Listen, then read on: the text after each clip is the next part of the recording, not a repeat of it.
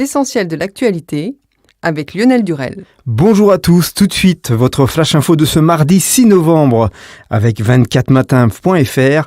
Voici l'essentiel de l'actualité à retenir.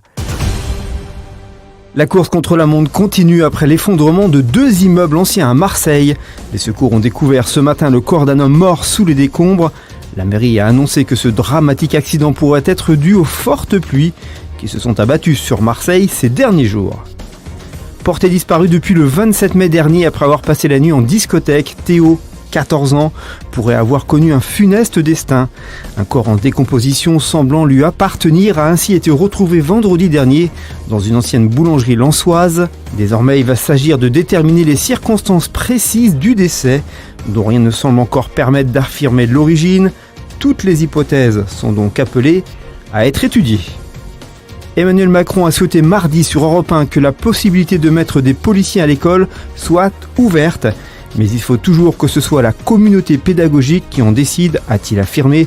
Nos jeunes, ils ont besoin de sécurité à l'extérieur, mais ils ont besoin d'autorité dans l'école, a souligné le chef de l'État. Pour lutter contre la violence à l'école, le gouvernement a promis le 26 octobre un arsenal de mesures sécuritaires, n'excluant pas de faire entrer les forces de l'ordre au sein des établissements scolaires lors de moments de tension. Le métamsodione est moins connu que le glyphosate, mais la substance n'en est pas moins prisée des agriculteurs, notamment des maraîchers et des horticulteurs qui utilisent ce pesticide pour désinfecter les sols.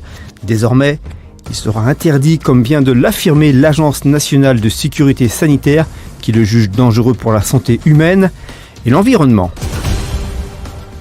Allez, en bref, et dans le reste de l'actualité, nous sommes devenus les juges des mesures fictives. L'ensemble des juges des enfants du tribunal de Bobigny ont lancé lundi un appel au secours, assurant ne plus avoir les moyens d'exercer leur mission en Seine-Saint-Denis, département qui cumule les difficultés.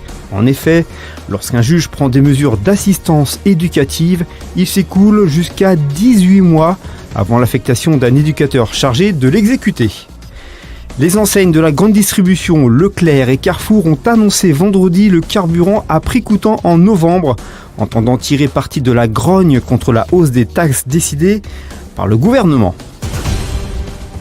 En sport et en football, l'en avant de Guingamp a annoncé qu'il avait relevé Antoine Comboiré de ses fonctions d'entraîneur, 2 jours après la défaite 5-0 à Nantes, qui laisse le club dernier de Ligue 1 avec 7 points en 12 journées.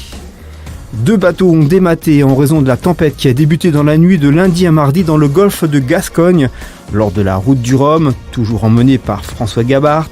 Il s'agit de la 2e dépression que doivent affronter les concurrents, nettement plus forte que la première et qui s'annonce particulièrement violente aujourd'hui.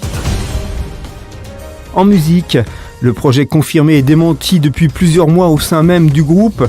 Le retour des Spice Girls sur scène devrait finalement avoir lieu l'été prochain. La presse britannique évoque toutefois la non-présence de Victoria Beckham pour cette tournée. La météo, quel temps fera-t-il cet après-midi et demain matin ? Selon Météo France, ce ne sera pas terrible.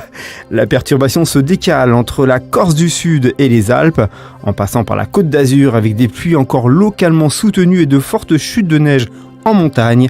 À l'opposé, une autre perturbation arrive par la Bretagne, accompagnée d'un net renforcement des vents à l'est du Rhône et de la Saône, tandis qu'ailleurs le temps restera relativement sec.